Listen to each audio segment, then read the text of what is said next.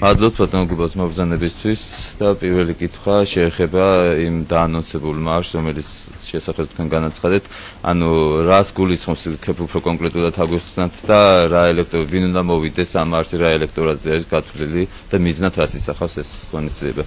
მადლობთ, მოგესალმებით ყველას. დიდი მადლობა რომ მომიწვიეთ. რაც შეეხება 27 სექტემბერს ქართველთა მარშის შესახებ ეროვნული ფორუმის ინიციატივასთან დაკავშირებით მოგახსენებთ. ეს არ არის არანაირ არც რაღაც ტიპის ელექტორატზე გათვლილი, არც მომხრეების დემონსტრირებაზე, უბრალოდ აქ არის საუბარი იმ პროცესებთან დაკავშირებით, რაც ქვეყნის გარშემო ხდება, ქვეყნის შიგნით და ქვეყნის გარეთ. საქართველოს საქმეები არ მიდის კარგად. თუ მომეცემა საშუალება მიზეზებზეც მინდა ვისაუბრო, რაც ხდება და რატომ დაერქვა ამას ქართველთა მარში და არა მაგალითად საქართველოს მოქალაქეების მსვლელობა და ასე შემდეგ. პირველი ჩვენ მიგვაჩნია, რომ ერთ-ერთი უმთავრესი საკითხი ქართულ სახელმწიფოსთან დაკავშირებით არის მისი უსაფრთხოების საკითხი. დღეს საქართველოს მიუხედავად პროპაგანდისა, სახელმწიფო პროპაგანდისა, რომ სხვათა შორის კარგა ხანია უკვე ხელისუფლება ამას გვიმტკიცებს, რომ ასეთი დაცული საქართველოს, ასეთი საერთაშორისო გარანტიებით, როგორც საქართველოს დღეს არის, არასდროს არ ყოფილა ჩვენი ისტორიის განმავლობაში, ხანგრძლივი ისტორიის განმავლობაში. განსაკუთრებით ეს პროპაგანდა ძლიერი იყო 2008 წლის რუსეთ-საქართველოს ომამდე. აღმოჩნდა, რომ საქართველოს არ არის უსაფრთხოების თვალსაზრისით დაცული ქვეყანა. რას გულისხმობ ამაში? მთელი ამ წლების განმავლობაში არა მარტო ამ ხელისუფლების პირობებში, არამედ წინა ხელისუფლების პირობებშიც საქართველოს ჰქონდა ბევრი მცდელობა, რომ მოეპოვებია საერთაშორისო გარანტიები საკუთარი სახელმწიფოებრივი უსაფრთხოებისათვის, მაგრამ ეროვნული ფორუმი თვლის, რომ ეს მცდელობები არაერთგზის მცდელობები დღესდღეობით აბსოლუტურად არაეფექტურია. საქართველოს არის ერთ-ერთი უფრო საფრთხის შემცველი, უსაფრთხოების თვალსაზრისით საფრთხის შემცველი ქვეყანა. რას გულისხმობ ამაში? ჩვენ არ აკვავს ფაქტიურად, განსაკუთრებით ეს გაძლიერდა მას შემდეგ, როცა აღმოჩნდა, რომ 2008 წელს ომის დროს საქართველოს ფაქტიურად მარტო აღმოჩნდა რუსეთის ფედერაციის წინააღმდეგ. შეშფოთება, აღშფოთების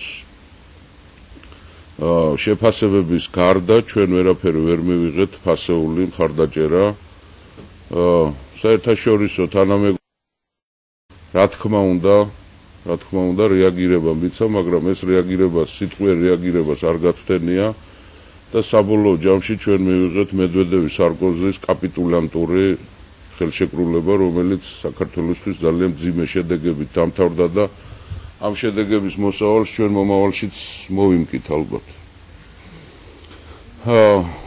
ძალიან მძიმე ვითარება არის ქვეყნის უსაფრთხოებასთან დაკავშირებით ახლო აღმოსავლეთში მიმდინარე პროცესებიდან გამომდინარე. ძალიან მნიშვნელოვანი არის ეროვნული ფორუმისათვის თურქეთის რესპუბლიკის პოზიციების მკვეთრი ცვლილებები, კერძოდ ჩვენ ალბათ შეუიარაღებელი თვალით ხედავთ ამას, რომ თურქეთში ხდება ისლამიზაციისკენ მოტრიალება თურქეთის რესპუბლიკის. ამას თავის სუბიექტური და ობიექტური მიზეზები აქვს. თურქეთი როგორც ჩანს ვერ გახდება ევროკავშირის წევრი და თურქეთს ჭირდება ალბათ გარკვეული პოზიციები დაიმკვიდროს ახლო აღმოსავლეთში და განსაკუთრებით შეეცდება თურქეთი, რომ დროთა განმავლობაში ის გახდეს ისლამურ-მუსლიმური სამყაროს ლიდერი. არაერთი განცხადება თურქეთის ხელმძღვანელობისა ამასთან დაკავშირებით ბოლო დღეების და ბოლო კვირების განმავლობაში ამას ადასტურებს. საქართველოს დღეს არის სახელმწიფო პროვოკატორი რეგიონში. ჩვენ ფაქტიურად არც ერთ მეზობელთან არ აგვაქვს საბოლოო ჯამში მოგვარებული ურთიერთობა. რას გულისხმობ ამაში?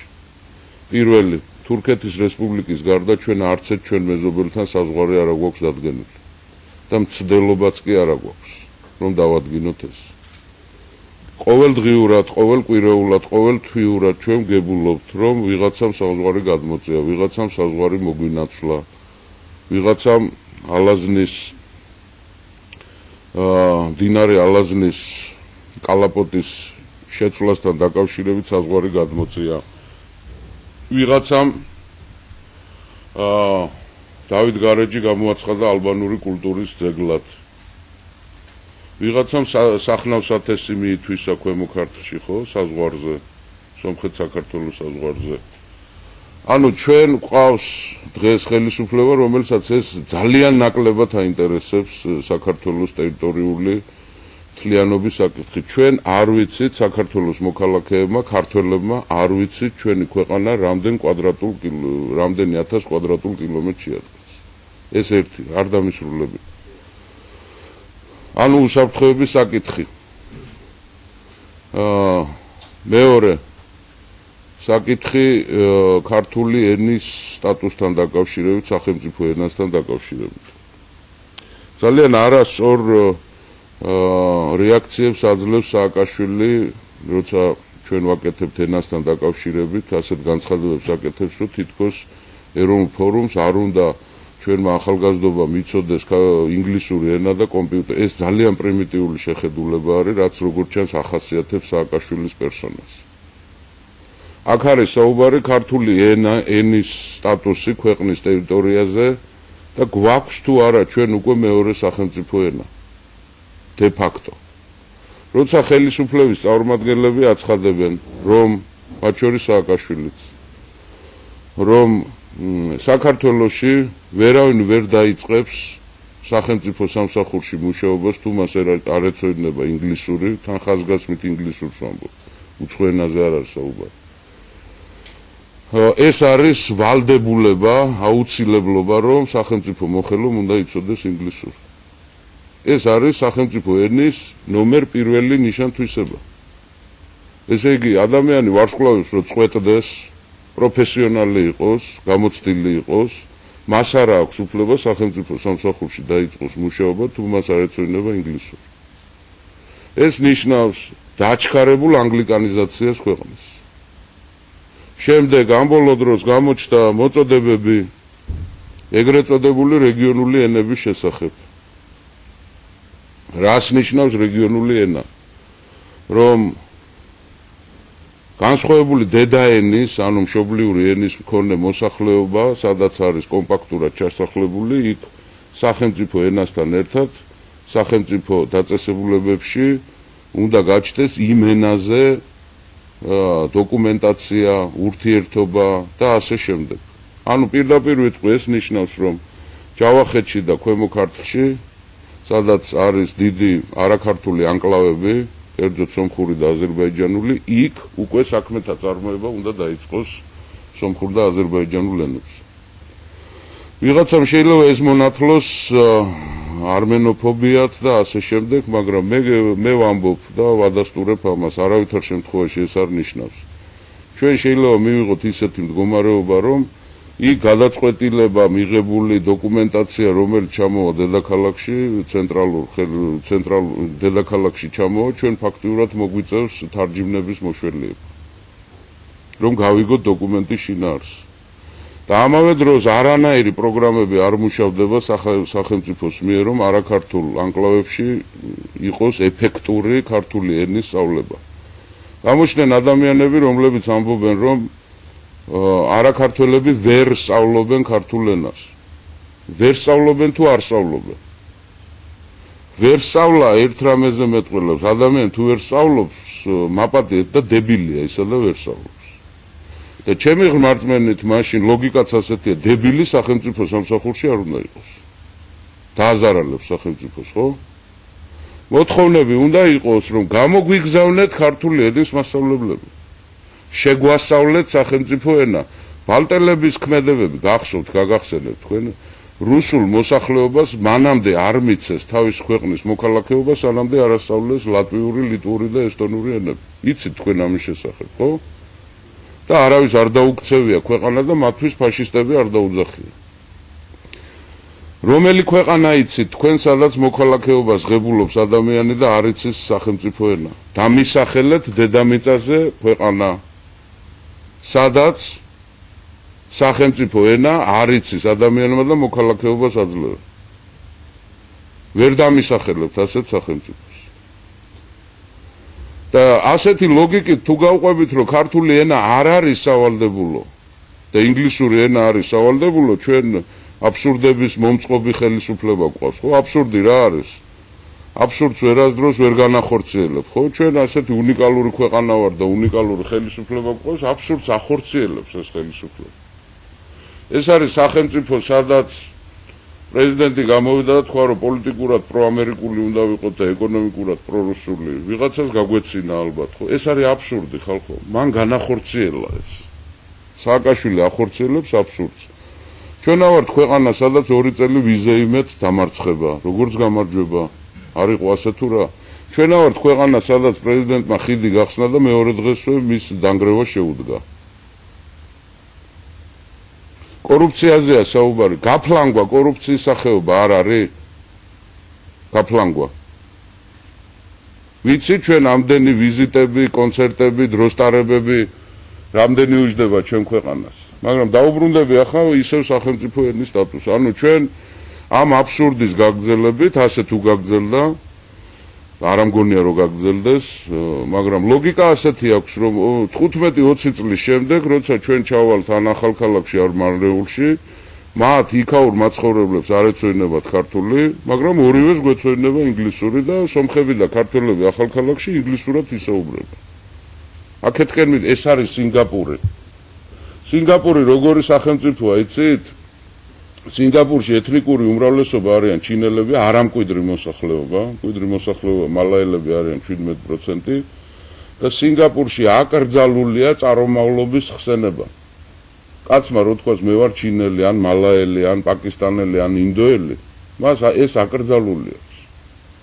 თუ დაუკვირდებით აქ ჩვენთან საქართველოში უკვე მათ შორის მედიაშიც ტერმინი ქართველი ერი ამოგდებულია და არის საქართველოს მოსახლეობა. დაუკვირდით. გადავეჩვიეთ, ვინც კი ამას იტყვის, უი ფაშისტი, ეგ ჩამორჩენილია. ეგ ქვეყნის მტერია. წამოვიდა ასეთი იდეები კულტურის მინისტრმა ამხანაგმა რურუამ განაცხადა, ხო? ჩვენა ვართო მულტიკულტურული ქვეყანა და მულტიეთნიკური ქვეყანა. რას ნიშნავს მულტიკულტურული ქვეყანა? რომელ ქვეყანას იცნობთ თქვენ მულტიკულტურულს ევროპაში? ქალბატონი მერკელი ააშენებს ღმერთი. 3 თვის წინ გამობრძანდა და თქვა, რომ მულტიკულტურული გერმანია დამთავრდა, კრახი განიცადა. ეს არის უკვე გერმანია და აქ განვითარდება მარტო გერმანული კულტურა. მოგეხსენებათ, გერმანიაში 7 მილიონამდე არაგერმანული მოსახლეობა ცხოვრობს. ხო, უმეტესწილად თურქები და ქურთები. იგივე განცხადება გააკეთა საფრანგეთის პრეზიდენტმა, იგივე განცხადებებს აკეთებენ ბრიტანეთის ხელმძღვანელები. ევროპაში ასეთი განცხადებები წამოვიდა, მულტიკულტურისთვის ბრძოლა დამთავრდა კრახით ევროპაში და ჩვენ რატო გავდივართ ჩიხისკენ, რატო მივდივართ? რატო ვაჩვევთ ხალხს, რომ საქართველოში თურმე უნდა განვითარდეს ყველა კულტურა? საქართველოში განვითარდება მხოლოდ და მხოლოდ ქართული კულტურა. სხვა კულტურას თუ ვინმე იტყვის აფხაზური სად არის? აფხაზური კულტურა ქართული კულტურის ნაწილია, ამას თვითონ აფხაზებიც აღიარებენ, არ დაობენ. ამიტომ პრობლემები აქ მოხსნილი არის. ხო, ვინმე თუ თქვა, რომ კულტურული ავტონომია უნდა ქონდეთ ოსებს მაგალითად, ხო? კულტურული ავტონომია უნდა ქონდეთ სომხებს, აზერბაიჯანს. კი ბატონო, ოღონდ ერთი პირობით რა, ტერიტორიების მოზომვა ვერ იქნება. სამყაროს თანამედროვე სამყარო მიცის პრეცედენტები, ძალიან წარმატებული და ფაქტიურად ბედნიერი ეროვნული უმცირესობა არის ასეთი ცნება, ბედნიერი ეროვნული უმცირესობები. მაგალითად ასეთები არიან საამები, რომლებიც ცხოვრობენ შვედეთში და ფინეთში. მათთვის არავის ტერიტორია არ მოუზომია, მაგრამ უფრო უკეთესი პირობები აქვს საცხოვრისი, ვიდრე იგივე ფინელებს და შვედებს. აგერ რაგბის ჩემპიონატი მიდის, ხო? ახალი ზელანდია ერთ-ერთი ფავორიტი არის. იქ მაორულ ცეკვებს ცეკვავენ თუ აკვირდებით. მაორები არიან მკვიდრი მოსახლეობა. ახალი ზელანდიის მათ აქვს ძალიან დიდი უფლებები, მაგრამ არავის ტერიტორია მათთვის არ მოუზომია. კი ბატონო, თეატრი, კინო, გაზეთი, რა პრობლემაა? ოღონდ ტერიტორიებს ნურავი არ დამისრულებია უკაცრავად. აქ არის, არა, მე ახსნას ვაკეთებ, ჩემო კარგო რა. არა, შენი რეაქცია არ იყო მანდამაინც ჩემთვის მისაღები რა. არ არის ეგა. ხო? ვეშაუბრობ თემაზე, ძალიან სერიოზულ თემაზე, რომელიც როგორც ჩანს საქართველოში მანდამაინც საინტერესო არ არის რა და რო არ არის საინტერესო, მიტომ არის ძვლებამდე გაშიშვლებული ეს ქვეყანა. რო საინტერესო რო არ არის. არ დამისრულებია. ანუ სახელმწიფო ენის პრობლემა არსებობს საქართველოში. მესამე პრობლემა არის ვინ ფლობს ქონებას საქართველოში. საქართველოში ქონებას ფლობს უმეტესწილად სხვა ქვეყნის მოქალაქეები ან ნაცმოძრაობის ელიტა, რომლებიც გარეთ გადიან, აფიქსირებენ თავიანთ ფირმებს, რაღაცა დიდებული სახელებით, მთელი წინადადებები რო არის, ჩამოდიან და ყიდულობენ. საქართველოში ქართველებს აკრძალული აქვთ საქმის წარმოება. არ ვიცით ქართული ბიზნესი რო გატყაული და დატერორებული არის? საქართველოში ფულის ჩამდები არავინ არ არის ქართველი. შემდეგ ქვეყნის გარეთ ცხოვრობს ძალიან ბევრი ქართველი, რომლებსაც სერიოზული ფინანსური შესაძლებლობები აქვთ. ისინი ვერ დებენ საკუთარ სამშობლოში ინვესტიციებს. ვერ აბანდებენ. ანუ ეს ყველაფერი მიდის რკინიგზაზე არის შემდგარი და მიექანება სინგაპურისკენ. და სინგაპურის ქართველი ერის დაღუპვა არის, ქართველობის დაღუპვა არის და დამთავრება არის ამ ქვეყნის. და სწორედ ამიტომ ამ სამი კიდევ სხვა მიზეზებიც არის, რომლის აქტუალიზება ალბათ მოგვიანებით მოხდება ეროვნული ფორუმის მიერ.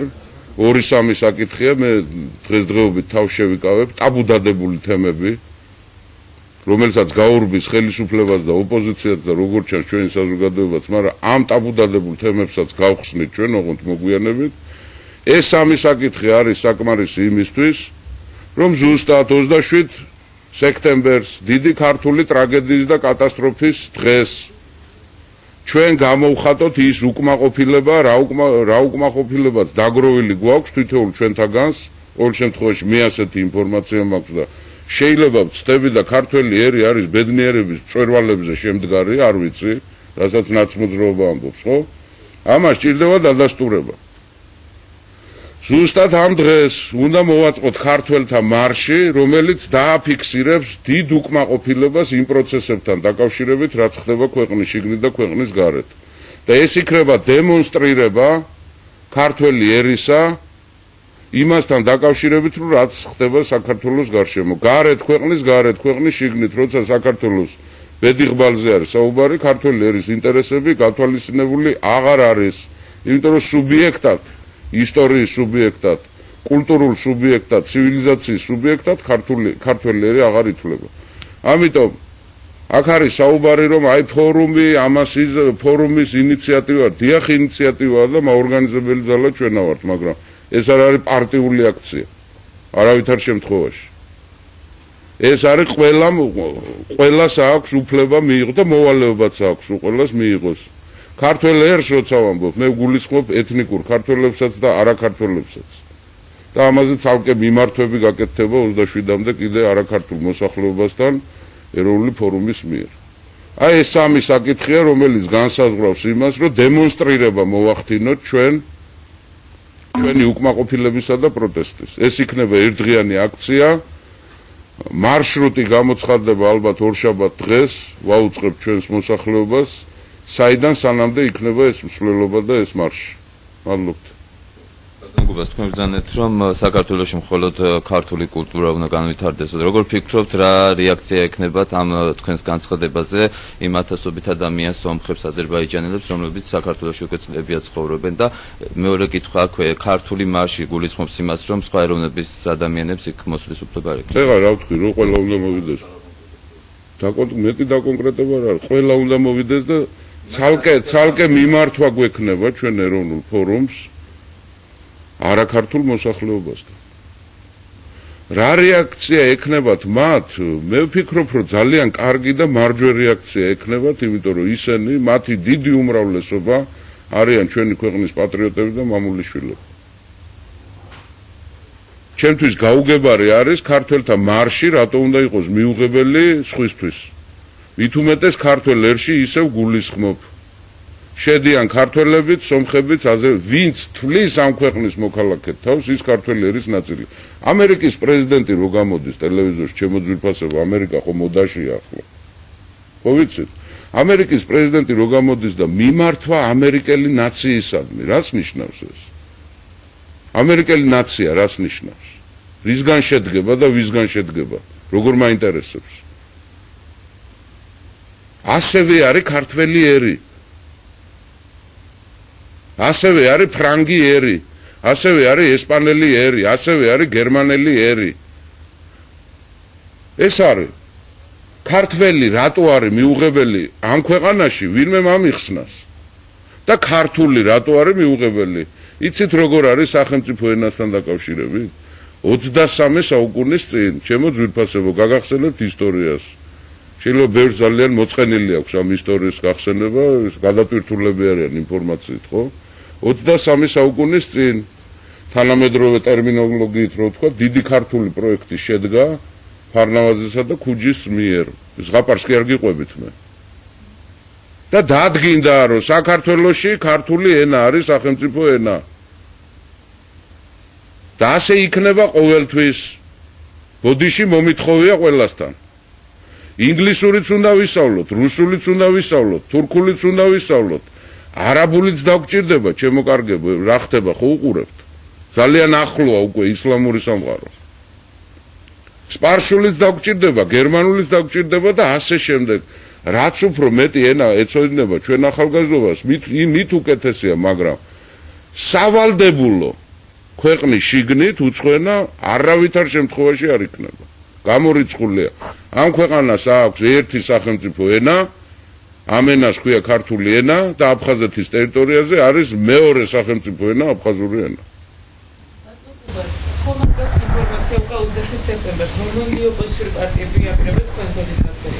არა გვაქვს ამის შესახებ ინფორმაციები, მე გეტყვით იმასაც, რომ მადამაინც არ გვინდა შევაწუხოთ ჩვენი კოლეგები, მე ისე ვიმეორებ, ეს არ არის პარტიული აქცია.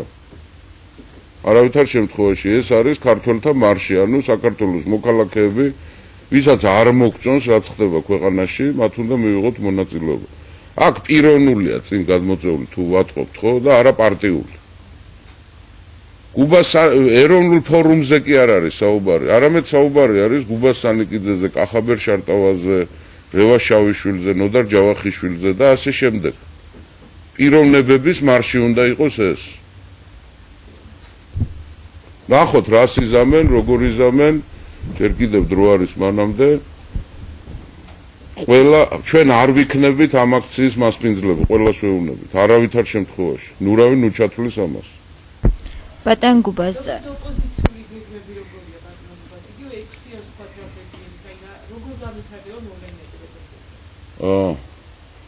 რაც შეეხება 6-იანს, ხო, 6-იანზე არის ბევრი ჭორები, ხმები დადის, ერთმანეთის გამომრიცხავი. ვიმეორებ, 6-იანი არის თემატური ერთობა, აქ არის საარჩევნო გარემოსთან საუბარი. 6-იანს აქვს ბოლომდე მისაყვანი ეს საქმე. ეს საქმე ამ შემოდგომაზე უნდა დასრულდეს, ან კი, ან არათი, ან ვაღებიებთ, ან ვერ ვაღებიებთ, ხო? ცვლილებას, ხელისუფლებას, გამოცვლას საარჩევნო გარემოში. რას დაგეგმავს 6-იანი, როგორ დაგეგმავს, რანაირად დაგეგმავს, რა აქციებს დავგეგმავთ ჩვენ. ეს არის გადასაწყვეტი 6-იანში. ეროვნულ ფორუმს მიაჩნია გარდა ამისა, რომ 6-იანის მარტო 6-იანს არ ევალება დემოკრატიის გამტკიცება ქვეყანაში, ამიტომ ეროვნულ ფორუმს მიაჩნია, რომ უნდა გაფართოვდეს არეალი მონაწილე სუბიექტების ამ საქმიანობაში, რასაც ქვია საარჩევნო გარემოს გამოცვლა. აი ეს შემიძლია გითხრათ.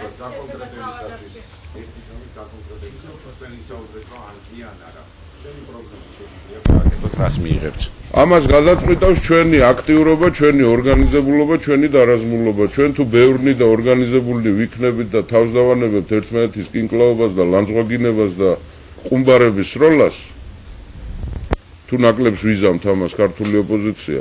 მე დარწმუნებული ვარ წარმატებაში. რომელიც იმას და მე რა თქვენ ხო? დიახ. რომ 6-იანმა როგორც ერთმა ბლოკმა, ერთ ბლოკად მიიღოთ არჩევნებში მონაწილეობა? თქვენ როგორ ფიქრობთ? ეს არის ძალიან ადრე დასმული შეკითხვა. პრინციპში მარჩიელობა უნდა გამოგვივიდეს ახლა მე და თქვენ, იმიტომ რომ ძალიან ბევრი პირობა ჭირდება ამას. პირველი, თვითონ ეროვნულ ფორუმს ჯერ გადაწყვეტილება არც აქვს მიღებული, ღებულობს თუ არა არჩევნებში მონაწილეობას და რა პირობებში მიიღებს მონაწილეობას არჩევნებში. სამდე ეს გადაწყვეტილება მიღებული არ აქვს პოლიტიკურ ორგანიზაციას, ცხადია ის ვერ ისაუბრებს საომავლო ბლოკთან დაკავშირებით. მე ვფიქრობ ბლოკებზე და პოლიტიკურ ალიანსებზე და გაერთიანებებზე საუბარი და აქტუალიზება მოხდება გვიან შემოდგომას. არ არის გამორიცხული რომ ბლოკი იყოს 1-თან, 2-თან, 3-თან, 7-თან, 10-თან, ან მარტო გავიდეთ. ან მეცაც გეტყვით, არჩევნები იქნება თუ არა, ესეც არ ვიცი ჩვენ, ხო? საქართველო არ არის სტაბილური ქვეყანა. ყველამ გაითვალისწინოს ერთი რამ. ხელისუფლების მომხრემაც და ოპოზიციამაც, ყველას ხაზგასმით სიფხიზლე გვჭირდება. მარტში რუსეთში ტარდება საპრეზიდენტო არჩევნები და იქ როგორც ჩანს მოიგებს ვლადიმერ პუტინი. მთელი გამომდინარე შედეგებით გავითვალისწინოთ ქართველებმა ეს, იმიტომ რომ ვლადიმერ პუტინის პრეზიდენტად მობრუნების შემთხვევაში მე ვარ დარწმუნებული 100%-ით, რომ თავარი საგარეო საკითხი რუსეთის ფედერაციისთვის გახდება საქართველო. გავითვალისწინოთ ეს უყველა. ვიღაცა შეიძლება არ მოეწონოს, ვიღაცა შეიძლება მოეწონოს, თუმცა ვის უნდა მოეწონოს ეს რომ მოწოლა გვექნება ძალიან სერიოზული, მე არ ვიცი, თუმცა არიან ასეთი ადამიანები ალბათ ამ ქვეყანაში, ესეც სააკაშვილის დამსახურება უკვე. ჩვენ გავითვალისწინეთ რომ მარტიდან საქართველოს სხვა ვითარებაში გადადის. მოდი დაუკვირდეთ ერთ რამეს. რუსეთი თითქმის გაუმართლებლად ერთი შეხედვით გაუმართლებლად თმობს პოზიციებს ლიბიაში, სირიაში და საერთოდ ახლო აღმოსავლეთში. რატომ თმობს? რაღაცის სანაცვლოდ ხო არა თმობს? და ერთი შეკითხვაც დაუსვათ ერთმანეთს და უпроსორად საკუთარ თავს და ჟურნალისტებსაც გეხებათ ესა რა. პირველ რიგში, როცა ანალიზს გააკეთებთ რა. პოსტსაბჭოური სივრცე ხო არ დაუთმეს რუსეთს შემთხვევით დასავლეთმა. ამაზე იფიქრეთ რა. ბოდიში მომითხოვია და გაყიდულები ხო არა ვართ. წიწილებივით. ამაზეც ვიფიქროთ. დიახ. ბატონო ეროვნულ ფორუმსა და თავისუფალ დემოკრატებს შორის მოხდა სერიოზული დაპირისპირება.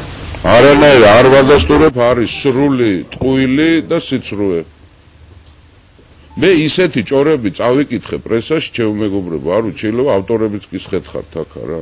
საიდან მოგაქვთ ესეთ რა? ერთმა ჟურნალისტმა ისეთ სისულელე მითხრა, არ ვიცი, ღამე არ მეძინა, ამას გადაჩეული ვიყავი, იმიტომ რომ ნერვები მაქვს ძალიან ისე, რა ქვია, მოწესრიგებული, მაგრამ ისეთი ჭორები მითხრა, ღამე ვერ დავიძინე. და ვკითხე, საიდან იცი ეს თქვა და ინფორმატორიო მყავსო იქვე 6-იანში. ჯო მე დავდივარ იმ 6-იანი შეკრებაზე. და რა ინფორმატორი ყავს, რომელი ინფორმატორი ყავს, ვინც ამ სისულელებს, მე ურჩიე რომ გამოცვალე რა ეს ინფორმატორი რა. არ ვარგა ტყუილებს გეუბნება. გასულელებს შეუბედურო. არანაირი შეხლა, შემოხლა, ჩხუბი, აი არის საუბარი რომ 6-იანი იშლება, 6-იანში კოტებზე საერთოდ საუბარი არ ყოფილა ხალხო. იცი როგორ არის? მე ჩემი რჩევა იქნება მედიის წარმომადგენლებთან რა, რომლებიც როგორ ჩანს კონტროლდება ხელისუფლებისგან. ახლა არ გვინდა ეს ხატზე ნუ დაიფიცებთ, ხო? ჩემი თხოვნა, როცა ჭორს გაავრცელებთ ხოლმე, იმ ჭორის დანიშნულება არის, რომ დეზინფორმაცია მიაწოდოთ მოსახლეობას. გავიგე, მაგრამ თქვენ კი ნუ დაიჯერებთ ამას. საკუთარი ტყუილების. ჩემი რჩევა არის. ტყუილებს რო ავცელებთ, გავიგე, კი ბატონო. გასაგებია. მაგრამ ამ ტყუილების თქვენ კი ნუ დაიჯერებთ, რომ ეს ასეა. მადლობთ, დიახ. ბატონ გუბას. ბატონო გუბას, თქვენ თქვით, რომ 6-იანში უნდა მოხდეს მონაწილე სუბიექტების არეალი უნდა გაფართოვდეს და ხომ არ გულისხმობთ სხვა რას პარტიების? ნიშნავს არეალი გაფართო? ეგ არ მიტყობს. მონაწილე სუბიექტების არეალი უნდა გაფართოვდეს 6-იანში შემავალი. პროცესში მონაწილე სუბიექტების არეალის გაფართოება სხვა არის და 6-იანში გაფართოება სხვა არის. 6-იანში ახლა ჩემზე უფრო მეტად ვერავინ ვერ გაფართოვდება და კობაზე უფრო მეტად. ძალიან გთხოვთ რა, აზრი ჩამოვაყალიბოთ სწორად რა. მე არ მithქვავს შემოგარგო. ანუ ამაში არ იგულისხმება. პროცესში მონაწილე სუბიექტების რაოდენობა უნდა გაფართოვდეს. ეს სხვა რამეა. დიახ, კი ბატონო, გისმენთ. ანუ ეს არ გულისხმობს სხვა პარტიების შემატებას, თქვათ. ანუ 6-იანში შესვლაზე არ არის ლაპარაკი. პროცესი საარჩევნო გარემოსთვის ბრძოლა. აქ მონაწილე სუბიექტები უნდა გაფართოვდეს, რა თქმა უნდა და ეს უნდა იყოს სამოქალაქო საზოგადოებრივი პოლიტიკური რაც გინდათ ის დაარქვით დიდი მოძრაობა. ამაზე არაერთგზის 2 წლის განმავლობაში ეროვნული ფორუმი საუბრობდა ყოველთვის. და ვიმეორებ, მარტო 6-იანის მოვალეობა არ არის საარჩევნო გარემოსა და ზოგადად სამართლიანობის დადგენა საქართველოში. და ის სუბიექტები, რომლებიც გუშინ და გუშინწინ სულ ცოტა სკეპტიკურად უყურებდნენ ამ პროცესს საარჩევნო გარემოსთან დაკავშირებით გულისხმობ, ისინი მოკავშირეებად მაინც უნდა გაიხადო და მათთან ერთად უნდა მიიღო გადაწყვეტილებები და დაგეგმო ის, რაც გასაკეთებელია. თორემ თუ ასე არ იქნება, ისევ ოპოზიციაში იქნება 2 ნაკადი, თქვათ ასე, აქეთ 6-იანი, იქეთ ის, ვინც 6-იანში არ არის და იქნება ბოქსაობა ერთმანეთში, როგორც აქამდე იყო. ბატონ გუბას, რამდენად შესაძლებელია, რომ მოკავშირე თქვენი გახდეს იგივე მინდია გულვა, რომელზეც ასევე გავრცელდა ინფორმაცია, რომ ქონდა თქვენთან შეხვედრა და გარკვეული საუბრები შედგა სამომავლო გეგმებთან დაკავშირებით. არ მე მქონდა მინდია გულვასთან მქონდა შარშან შეხვედრა, ერთხელ შევხვდი. ძალიან საინტერესო ადამიანი აღმოჩნდა ის ჩემთვის. მისი ბიოგრაფია მე რამდენადაც ვიცი, ეს არის სოხუმელია კაცი, რომელიც ნაომარი არის აფხაზეთის ომში. გენო ადამიანთან ერთად იბრძოდა ისა. მისი ქმედებები და საქმიანობა რუსეთის ფედერაციაში ის ვიცი, რომ სამხრეთ რუსეთში ის ხელს უწყობს ქართული კულტურული ცენტრებისა და საკვირაო სკოლების ტაძრების გახსნას, რაც ცუდი არ არის. ხო? თანჩენს რას დააპირებს ეს პოლიტიკური პარტია, თვითონ ბატონი მინდია რას დააპირებს, მე ვერ გეტყვით, დაველოდოთ რა. როგორ იქნება, რა განცხადებები იქნება, რანაირად იქნება. მე ვადასტურებ, ერთხელ მქონდა მე მასთან შეხვედრა და ჩემთვის ძალიან საინტერესო საუბარი იყო ეს. იმედი მაქვს, რომ მისთვისაც. რაც შეეხება ამ საარჩევნო ცვლილებებზე მუშაობთ 6-იანთან ერთად. მხოლოდ ეს არის ამ ეტაპზე თქვენი ამოცანა, თუ მაინც ფიქრობთ, რომ სამომავლოდ იქნება კიდე სხვა 6-იანთან სხვა უფრო მჭიდრო კონტაქტები, ანუ გარდა კარგი შეკითხვა, ძალიან ნამდვილად ლოგიკური, ხო? ეს საკითხი დაისვა, რომ ანუ ჩვენ გვაქვს ერთ თემაზე, ხო? შეთანხმება, რომ ერთ თემაზე ერთნაირად მოქმედებთ. 6-იანის ფორმატში ამაზე ნამდვილად იყო საკითხი დასმული, რომ ხო არ გაგვეფართოვებია საკითხების ნუსხა. სადაც ჩვენ საერთო პოზიციებს შევიმუშავებთ. ამას ვადასტურებ, რომ 6-იანის შეკრებაზე ეს საკითხი წამოჭრილი არის. რომ მაგალითად შემოვიდეს სოციალური პრობლემების საკითხი, რომ საერთო ხედვები ჩამოვაყალიბოთ.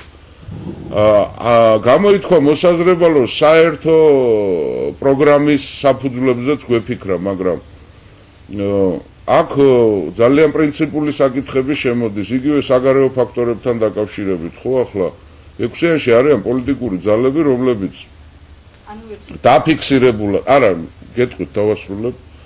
დაფიქსირებულად აცხადებენ, რომ არიან მკვეთრად პროდასავლურები, არიან პოლიტიკური პარტიები, რომლებიც ამბობენ, რომ რუსეთთან ურთიერთობის დარეგულირება უნდა იყოს საგარეო პრიორიტეტი. შეთანხმებამდე არ მისულა საქმე, იმიტომ რომ განხილვაც კი არ დაგვიწყია ჩვენ ამ თემების, არ დაგვიწყია, თუმცა არის რამოდენიმე თემა, რომელზედაც ჩვენ შეიძლება შევთანხმდეთ იგივე სოციალური საკითხების წამოწევა, ხო? ძალიან დინამიურად და ძალიან საინტერესოდ მუშაობს ექვსიანი, ახლა მე მინდა გითხრათ იმის ფონზე, რაც ჩვენთან ხდება, ხო, სულ დანაწევრება გახეთქვა, დაშლა, წელიწად ნახევარი 2 წელია, ხო, ასეთ პირობებში გარეზეწოლიდან, საზოგადოებიდანაც მანდამაც დიდი სიმპათიები არ იყო ამ ექვსიანთან დაკავშირებით. ჩვენ ვახერხებთ მაინც რომ მაგიდასთან ვისხდეთ და ქვეყნის საჭირბოროტო საქმეებზე ვილაპარაკოთ. გარწმუნებთ მე თქვენ რა. არავინ იქ კოტებზე და ჩრდილოვან კაბინეტზე არ ლაპარაკობს. რუსთავი-ორმა რო გამოაგორა. თუ იმედმა მაპატიეთ ახლა აღარ მახსოვს, ნუ ჩამქოლავთ ახლა მაგის გულისთვის, მაგრამ ის სიუჟეტი რო გამოაგორა, რომ თითქოს ჩრდილოვან კაბინეტზე შევთავთ. ნუ რა სისულელი ახლა ეს. ისევ ჩემი რჩევა არის საკუთარ ჭორებისას, ნუ დაიჯერებთ კაცო. სხვა უნდა ჭორის ამოცანა არის, რომ სხვა უნდა მოატყუილოთ. თქვენ თვითონ კი მოიტყუილებთ თავს. ასე არის, ასეთი ვითარება არის ექვსიანში რა. არ ვიცი, გაფართოვდება ეს საკითხები თუ არ გაფართოვდება, მე ვერ გეტყვით, ეს მარტო ფორუმის გადასაწყვეტი არ არის. ანუ გავრცელებული ინფორმაცია იმის შესახებ, რომ ექვსიანი შეიძლება დაიშალოს, არ არის მართალი. არა, ჩემო კარგო, ექვსიანს აქვს საქმე მისაყვანი ბოლომდე, ეს საქმე მიდის, აი, შუა შემოდგომამდე, ხო, როცა უნდა მივიღოთ საარჩევნო ისა კანონი. იმ შემთხვევაში თუ ვერ მიიღეთ თქვენთვის გასურველი შედეგი. დიახ. გამოხდება. ამაზე შემდეგ ვილაპარაკოთ. როცა ვერ მივიღებთ, ხო? დაიწყება აქციები. დიახ. შევთანხმდებით ამაზე ჩვენ, რა თქმა უნდა. შევთანხმდებით, შეთანხმდებით საარჩევნო გარემოსთან დაკავშირებით აქციების დაგეგმა და ასე შემდეგ, ეს რა თქმა უნდა ერთობლივად იქნება მიღებული. არ გამოვრიცხავთ, დიახ. მადლობთ თქვენ.